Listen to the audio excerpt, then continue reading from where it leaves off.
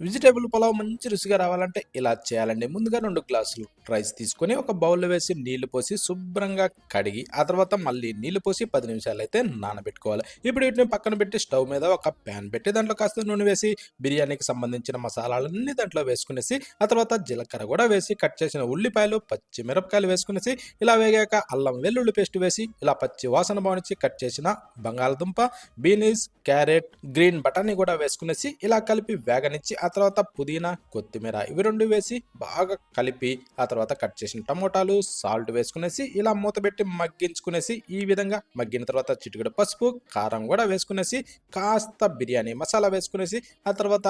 నానబెట్టిన బియ్యాన్ని దాంట్లో వేసుకునేసి ఒక నిమిషం పాటు కలుపుతూ వేగనిచ్చి ఆ తర్వాత తగినన్ని నీళ్లు పోసుకోవాలి. అదే 3 గ్లాసులు నీళ్లు పోసుకునేసి రుచికి సరిపడా సాల్ట్ వేసి నిమ్మకాయ రసం పిండి ఆ తర్వాత మూత పెట్టి ఉడికించుకొని సర్వ్ చేసుకుని తింటే సూపర్.